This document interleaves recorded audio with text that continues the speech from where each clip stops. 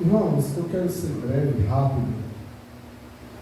O primeiro verso que foi lido, que nós lemos, diz assim: eis que a mão do Senhor não está encolhida para que não possa salvar, nem os seus ouvidos agravados para que não possa, ou para que não venha poder ouvir. O povo de Israel estava vivendo um momento muito difícil. O povo de Israel estava vivendo uma vida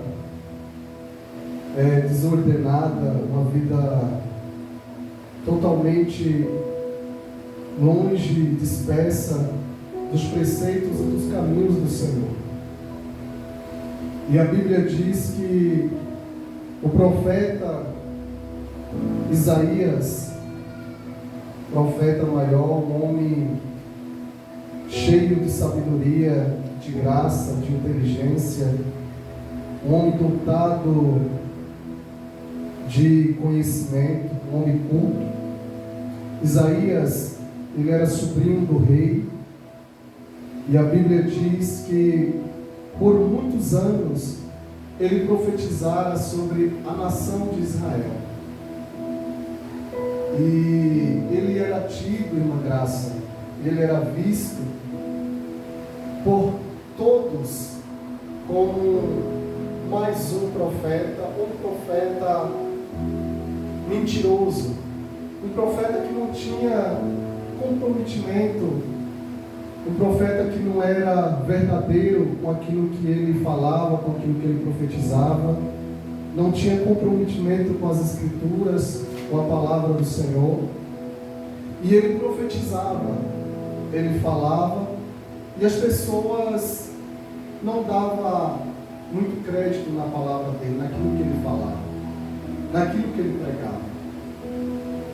Irmãos, nós temos que ter muito cuidado. A gente temos que olhar para nós, a gente temos que nos policiar 24 horas por 48 naquilo que a gente diz, profere, aquilo que a gente fala, na nossa conduta. Porque se nós não vivermos uma vida pautada nas Escrituras, se nós não de fato tivermos uma vida em Cristo, uma vida no Senhor, uma vida na sua palavra, a gente vamos também receber o título de falso profeta, vamos receber o nome de falso profeta, de homem e de mulher descompromissada, de homens e de mulher que é apenas um crente como outro qualquer, que não tem vida com Deus. Muitos aí fora falam, né? Crente até o diabo é. E de fato, a Bíblia vai dizer que Satanás, ele é tão crente que ele crê que até estremece, de tanto ele acreditar em Deus, no poder de Deus. E eu, observando esse homem, o nome de Isaías, o profeta, tão depois da conversão dele, que ele se converte a partir do capítulo 6, ele tem um encontro com o Senhor. E o livro de Isaías são 66 capítulos. Depois que ele tem um encontro com Deus, a vida desse homem, todos que eles escutam, é de se apaixonar, porque ele profetiza tudo sobre a vida do Messias, do seu nascimento até a sua morte. Esse homem, Isaías, Nathalie, quando nós estudamos a biografia dele, a gente se apaixona, irmã Graça, porque este homem, não sei se vocês sabem, Ele ficou por 3 anos andando, caminhando em Israel, nu. 3 anos pregando, anunciando a palavra do Senhor, nu. Por que, pastor Sérgio? Ele precisou fazer isso porque o povo estava vivendo uma vida tão dissoluta, o povo estava vivendo uma vida tão promíscua, o povo estava tão rebelde, o povo estava vivendo uma vida tão alavante, uma vida tão mentirosa, que Deus disse assim para Isaías. Deus pediu isso para ele. Sabe como é que eu vejo esse povo? Esse povo está diante da minha presença, despido, nus, pelados. Tamanho é o pecado que habita, que mora na vida desse povo. O pecado desse povo estava deixando Deus tão triste, mas tão triste, que Deus pediu isso para o seu profeta. Eu imagino, irmãos, o Senhor chegando para nós, para mim, para um profeta dele no nosso tempo hoje. O escândalo que ia ser, o que as pessoas não iriam falar. Está louco, está doido, esse homem não é de Deus. Como que não tem sentido, não tem relação, não tem consonância, não tem embasamento bíblico para um homem pregar a palavra de Deus que é santa, nu. Como que esse homem ele vai falar de um Deus puro, santo? Como que esse homem vai falar de um Deus tremendo, nu? Só que esse homem era tão sensível à voz de Deus, tão íntimo de Deus, ele tinha tanta comunhão com Deus, que ele teve essa coragem de pregar em Israel por 3 anos, não foi 3 dias. E a Bíblia diz que esse homem ele foi respeitado em Israel, mas de uma forma que ele foi colocado na galeria como o maior profeta das Escrituras do Velho Testamento. Há 12 profetas menores e há vários outros profetas maiores. E dentre esses outros, ele está no meio. O que eu aprendo com este homem? No capítulo que ora nós lemos, igreja, 59, ele começa a narrativa dizendo o seguinte: eis que a mão do Senhor não está encolhida. Uma graça, pastor Sadraque, a mão de Deus, pastora Rosa, ela não está encolhida para nos salvar, para nos abençoar, para nos atender, para fazer um milagre na nossa vida. A mão de Deus, ela está estendida a todo o tempo que eu e que você precisar. Ele dá um grito, ele brada: eis que a mão do Senhor não está encolhida para que ele não possa salvar, e nem os seus ouvidos agravados, fechados, surdos, tapados, para que ele não possa ouvir a minha e a tua oração, o nosso clamor. Mas como entender o que ele está dizendo, sendo que muitos pediam, clamavam e não eram respondidos e atendidos? Simplesmente pelo fato deles estar vivendo, o povo está vivendo uma vida, numa rebeldia tão grande, que eles podiam bradar, clamar, gritar, e o Senhor não ia estender a mão dele. Queridos, e não é diferente hoje. Às vezes nós oramos, clamamos, estamos na casa do Senhor, gritando, muita gente precisando do milagre, E a gente, Deus, estenda as tuas mãos. Senhor, faz um milagre. Cura, liberta, salva. Senhor, eu sou sua filha, eu sou seu filho. E Deus não responde. E Deus não cura. E Deus não vem. E Deus não estende as mãos. Mas por quê? Qual é a razão? Qual é o motivo?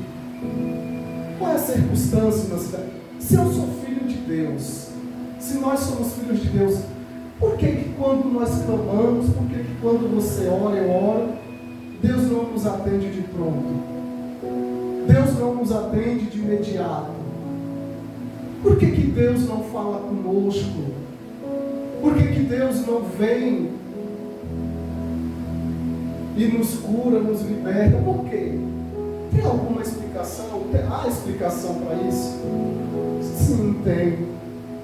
Se você observar o verso de número 2 e o 3, ele explica, ele deixa bem claro, a palavra de Deus é nítida. Eu entendo, irmãos, que para a gente recebermos o milagre do Senhor, para a gente ouvir a voz de Deus, para a gente receber a bênção, a cura, a gente precisa fazer o que de Gênesis e Apocalipse está escrito: obedecer. Eu não encontro outra palavra para proferir, para falar, para dizer, ensinar. Ele vai dizer assim: olha, se você está em pecado, em iniquidade, você está colocando uma barreira, uma muralha, um obstáculo. E essa muralha, essa barreira, ela impede, ela impossibilita o Senhor estender as suas mãos sobre nós, sobre a sua igreja.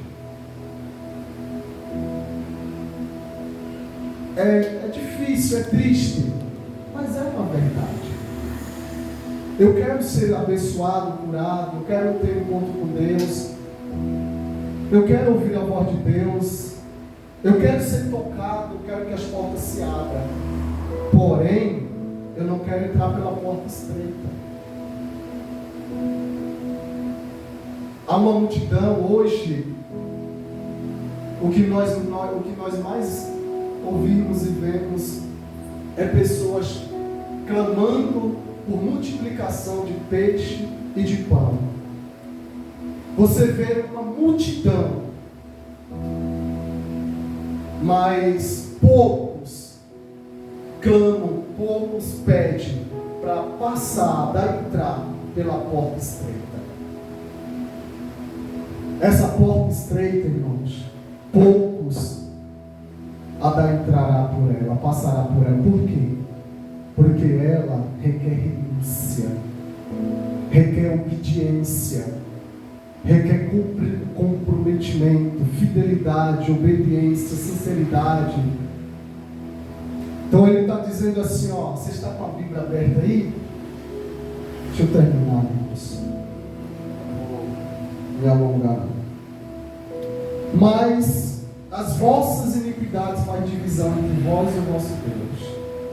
O que faz divisão entre Deus e eu? O que faz divisão entre Deus e nós? As nossas iniquidades. Os vossos pecados encobrem o seu rosto, encobre o seu rosto de vós, para que vos não ouça.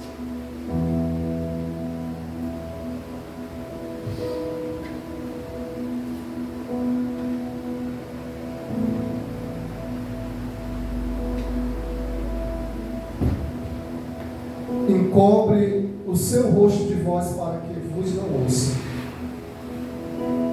Se as minhas mãos estão contaminadas, estão em iniquidades, é lógico, é óbvio que o Senhor jamais Ele vai atender as minhas preces, mas as vossas iniquidades fazem divisão entre vós e o vosso Deus, e os vossos pecados encobrem o seu rosto de vós, para que vos não ouça. Irmãos, isso aqui é tão sério, mas tão sério, tão grave, que tem muita gente que ainda brinca, que não está nem aí, que leva uma vida cristã, sabe, de qualquer maneira, meu braço. Está nem aí. Aí depois vem uma luta, uma dificuldade, vem um problema, aí a pessoa vai chorar, a pessoa vai clamar, e ela não será atendida, ela começa a murmurar, ela começa a se queixar, ela começa a argumentar, ela começa a indagar, fazendo perguntas sem pé e sem cabeça, porque na verdade ela já sabe qual vai ser a resposta do Senhor. Deus disse: lembra que eu te avisei ontem? Lembra que eu te instruí, orientei, te aconselhei ontem? Lembra que eu te ensinei ontem? Lembra que eu falei para você que era para você se consertar, que era para você pôr a sua vida no altar, que era para você se aprumar, que era para você pedir perdão, que era para você se achegar a mim e me pedir perdão? O que você fez? Endureceu o coração. O meu filho te ministrou, a minha filha te ministrou, a minha filha te aconselhou, meu filho te aconselhou, porém você não deu ouvidos, você ignorou, você desprezou a palavra que eu pus na boca do meu filho e da minha filha. Você fez caso, você não deu crédito. É impossível Deus atender, Deus vir, Deus abrir os céus, Deus abençoar, Deus libertar, Deus curar, se a pessoa ela não estiver embasada, se a vida dela não estiver escondida nas Escrituras.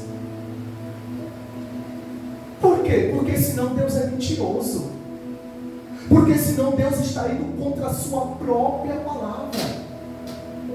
Se Deus está falando assim: eu quero de ti, Cida, santidade, eu quero obediência, fidelidade, eu quero integridade, retidão, eu quero sinceridade, verdade, eu preciso que você deixe a mentira, o pecado, a iniquidade, para que eu sare o teu coração, para que eu te cure, te visite, para que os céus desçam sobre você, para que as portas se abram, para que você ouça a minha voz, para que você seja íntima minha, íntimo meu, para que você tenha comunhão comigo. Como eu quero, como você quer, igreja, que o Senhor estenda as suas mãos, que o Senhor, Ele ouça o nosso clamor, sendo que nós, sendo que a igreja do Senhor, sendo que muitos estão com as suas mãos contaminadas de sangue. É impossível. É impossível o céu se abrir. Eu conversando, falando com a Miriam, nós conversamos bastante, e eu digo para a Miriam: eu não aceito o meu lar, a minha casa, a minha residência ser um lugar, um ambiente de guerra, de briga, de discussão, de ódio, de mentira, de palavrão, de engano. Não, a minha casa é um pedacinho do céu. Lá não entra palavrão, lá não entra mentira, lá não entra falsidade. Eu falo: Miriam, vigia no que você diz, aqui e aonde for. Porque se nós somos homens de Deus, mulheres de Deus, aonde a gente for, aonde a gente estiver, a nossa palavra não tem dúvida, é uma só. Aonde nós chegar, aonde o homem de Deus chegar, as pessoas têm que ver Deus em nós. E não é muito falar, é na conduta. Eu prezo muito nisso. É na atitude, é no comportamento. As pessoas vão ver Cristo em mim, em vocês. É que quando vocês vigiam naquilo que vocês falam, naquilo que vocês dizem. O 3 ele diz assim: porque as vossas mãos estão contaminadas de sangue, e os vossos dedos de iniquidade, e os vossos lábios falam falsamente, e a vossa língua pronuncia perversidade. Ei, igreja, a boca de muitos tem falado falsamente. A língua de muitos tem pronunciado muitas mentiras, muitas falsidades. Na sua frente é uma, mas na sua ausência é outra. Quando está tete a tete contigo, te trata bem, fala contigo, te cumprimenta. Mas quando está longe de você, fala de você, mas tanta coisa. Mas por quê? Pessoas fazem isso, sabe por quê, pastor? Eu aprendi. Porque aquilo que elas não têm coragem de falar na sua cara, elas falam na sua ausência, elas falam por detrás de você. Sabe por quê?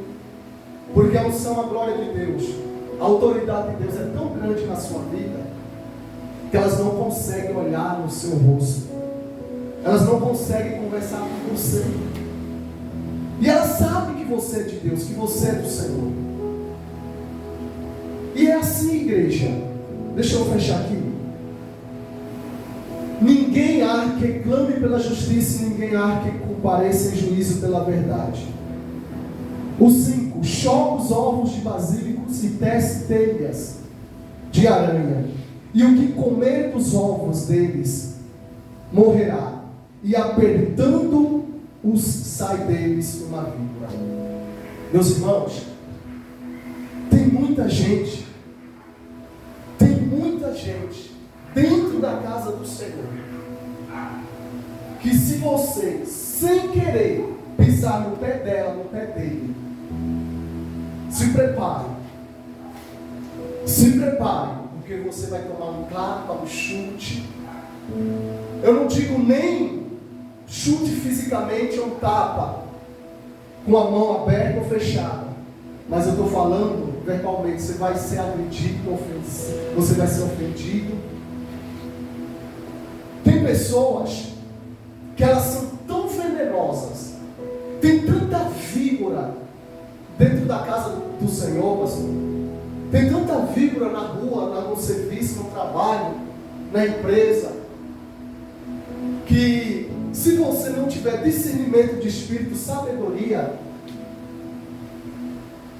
você vai fazer coisas ou falar coisas sem intenção, sem maldade.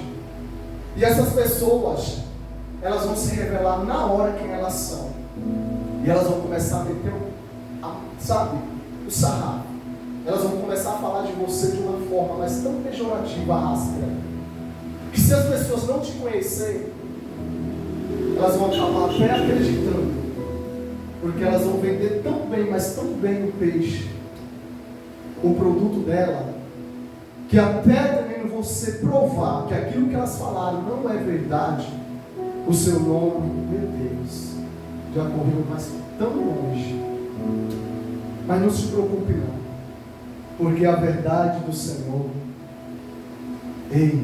ela não morre, e a verdade do Senhor, ela prevalece. Então eu quero terminar, eu quero fechar a igreja, dizendo para cada um de nós: não tem coisa melhor do que você colocar a cabeça no travesseiro e ter a consciência tranquila e dizer: Pai, como está escrito em Salmos 5 e 3 e 5, o Senhor, a Bíblia diz que quando nós deitamos, o sono logo vem sobre a nossa vida porque Ele nos dá. E Ele diz: deitei e dormi, porque o Senhor me sustentou. Não tem coisa melhor do que você sair de casa, depois de ter feito uma oração, e sair com a sua cabeça erguida, sem dever nada para ninguém. Sem dever nada. Eu sempre falo para as pessoas, eu sempre digo para as pessoas: olha, não chame o seu irmão de gordo e nem de gorda. Presta atenção, vou finalizar. Não chame o seu irmão de obesa, nem de Olívia Palito. Não chame o seu irmão de feia, nem de feio, porque isso não convém. Isso não acrescenta nada de benéfico, de bom para a vida de alguém.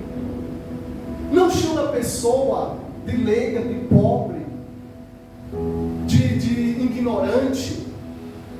Não traga uma crítica, por mais que ela seja construtiva, porque tem dois tipos de crítica: aquela que constrói e aquela que destrói. Por que eu estou dizendo isso?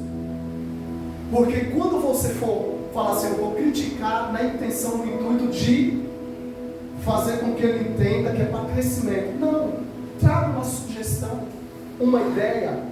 Porque tem pessoas que não têm estrutura, que não têm sabedoria, habilidade, que não têm condições, que não têm inteligência, e acha que aquela sua crítica, por mais que a sua intenção foi boa, que é para construir, ela não vai saber receber.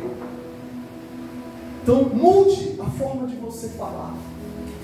Não diga para ninguém que aquela pessoa não pode, que aquela pessoa é falha, é fraca. Não use palavras pequenas, de baixo calão. Não use palavras pejorativas. Não use palavras diminutivas, palavras que rebaixam, palavras que entristecem, que abate. Mas você tem que se colocar como uma pessoa grande, uma pessoa sábia, uma pessoa prudente. Se você vai abrir a sua boca, que quando você disser alguma coisa, que seja algo, irmãos, que essa palavra seja uma palavra mais tão poderosa, mais tão rica, mais tão profunda, mais tão linda, uma palavra sobrenatural, que vai trazer vida, alegria e paz, gozo para aquela pessoa. Eu não chamo ninguém de feio, de feia, de gordo, de obesa, de magro. Não, eu trato ela bem, trato ela, chamo ela pelo nome dela. Quem age, quem se comporta assim, amém. Cada um é cada um. Eu só estou passando, ensinando o que o meu Cristo tem me ensinado. Nesses 20 anos no caminho do Senhor, para 20 para 22 anos. Por quê, irmãos? Porque eu sei o tamanho do peso de uma palavra mal colocada. Amém, igreja? Então eu quero fazer uma pergunta para a igreja, para nós. Como que está as suas mãos, a sua língua, a sua fala? Será que se nós adentrarmos na presença do Senhor agora, será que se eu orar, Deus, Ele vai ouvir e vai falar assim: quem está falando é o meu filho, é Sérgio, e ele eu conheço, e ele tem crédito comigo. Por quê? Porque a mão dele é pura, é santa, os lábios dele é puro, é santo. Porque a boca dele é pura. Será que Deus, se Ele vir ao nosso encontro, um particular contigo, Ele pode dizer isso de nós? Ele pode dizer isso da sua igreja, de vocês? A minha filha fala a verdade, verdadeiramente, Salmo 15, no seu coração. E da boca dela não saem palavras de falsidade, de mentira. Ela não pronuncia palavras de engano. No linguajar, na palavra dela, na forma dela falar, ela não é leviana, ela não é maliciosa, ela não é falsa, ela não é mentirosa. O que ela fala da boca é porque o coração dela está cheio. O que ela transmite com os lábios é porque brota, é porque sai do coração. A Bíblia diz em Mateus 12, 34, 5 e 6 fala outras coisas. O que fala a tua boca é porque o teu coração está cheio. Tem gente que tem duas conversas. Tem gente que tem dupla, tripla personalidade. Você não sabe quem ela é. Ela é uma pessoa na igreja, ela é uma pessoa na rua e ela é uma pessoa em casa. Na igreja ela tem um linguajar. Na rua ela tem outro, em casa ela tem outro. Na rua ela fala com palavras para enganar muitos que não têm discernimento. Palavras bonitas, lindas. Na igreja a palavra dela é santa, é pura. Mas dentro de casa a palavra dela é mundana, é mentirosa, é palavra pornográfica, palavrão. Então Deus está dizendo para nós: você quer que eu ouça? Você quer que eu te escute? O Senhor está dizendo para mim e para nós: você quer que eu te escute? Você quer que eu estenda as minhas mãos sobre a tua vida? Então se aprume. Faça um concerto diante de mim, uma aliança. Santifique os seus lábios, santifique a sua boca, santifique as suas mãos. Eu pregava demais essas mensagens, pastor. Pregava demais essa mensagem. E uma certa feita veio um irmão, vários irmãos, mas esse dia ele veio um irmão e disse assim: ô irmão Sérgio, na época eu era presbítero, ele disse assim: presbítero Sérgio, por que as suas mensagens não mudam? Aí Deus já tinha falado para mim em oração. Como Deus é maravilhoso, pastor. Deus falou para mim assim: meu filho, você vai ouvir muito essa pergunta e eu vou te dar a resposta. Você vai já estar preparado. Por que as suas mensagens não mudam? Aí Deus falou para mim que quando te perguntarem, você vai responder o seguinte, você vai falar o seguinte: porque a mensagem não é minha, a mensagem de Deus. E Deus só vai me dar outra mensagem, eu só vou pregar outra mensagem. Que quando vocês mudarem a vida de vocês, porque essa mensagem é pregada, e vocês continuam da mesma forma. A palavra de Deus entra no ouvido e sai no outro. A prática e conduta é as mesmas. Vocês não mudam. Amém? Aleluia. Igreja, vamos colocar de pé, vamos fazer